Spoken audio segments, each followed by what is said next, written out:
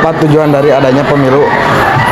Tujuan adanya pemilu itu untuk memilih pemimpin, bisa jadi pemimpin daerah, bisa jadi pemimpin presiden gitu, dengan cara pemilihan langsung melalui proses demokrasi.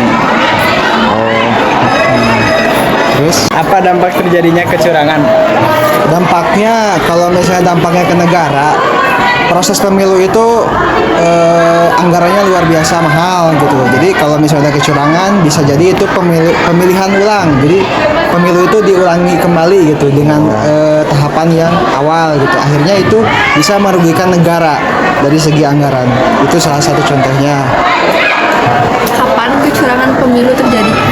Kecurangan pemilu itu bisa jadi sebelum pemilihan, bisa jadi pas hari pemilihan gitu, bisa jadi selama prosesnya banyak gitu kan, sampai nanti kita akan mendekati juga pilkada ya di bulan November, jangan lupa gitu. Nah itu saat proses ke bulan November itu bisa jadi terjadinya banyak penyimpangan-penyimpangan, bisa jadi di KPU-nya, bisa jadi di Bawaslu-nya, dan bisa jadi di pesertanya, bisa jadi. Di mana kira-kira pemilu diadakan? Pemilu diadakan. Kalau misalnya pemilu sekarang itu ada dua kali pemilu. Ada pemilu pilpres sama pileg yang digabungkan serentak. Ada lagi pilkada, pemilihan gubernur dan wali kota gitu. Jadi itu di tiap wilayahnya masing-masing gitu. Misalnya sekarang itu kan ibaratnya serentak. Jadi ketika kita melaksanakan pemilu, bisa jadi di provinsi yang lain juga sedang melaksanakan pemilu. Jadi di setiap wilayah juga sekarang sedang melaksanakan pemilu gitu. Tergantung wilayahnya apa gitu. Contohnya misalnya pemilu RT ya di RT-nya gitu. Gak mungkin di wilayah RT yang lain gitu. Bagaimana proses pelaksanaan pemilu?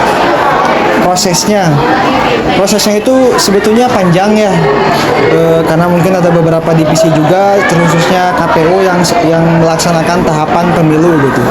Ada proses pemutakhiran data yang apa itu maksudnya pemutakhiran data. Jadi semua data yang ada di seluruh Indonesia, kalau misalnya pemilihannya presiden itu dimutakhirkan, yang meninggal dikeluarin dari data pemilih, yang baru dimasukkan, yang misalnya penulisan namanya atau misalnya tanggal lahirnya salah itu diedit gitu.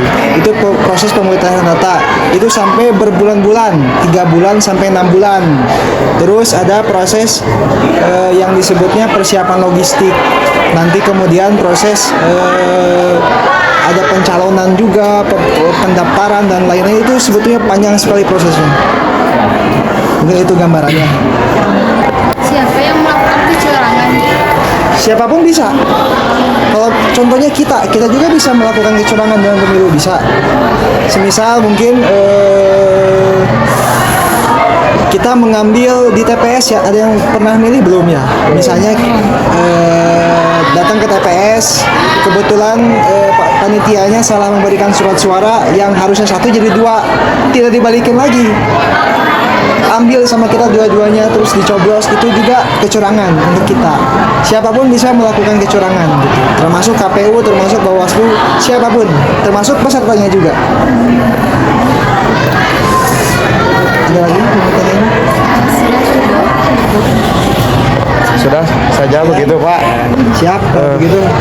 Makasih. Terima kasih Bapak. Makasih ya, maaf mengganggu waktunya.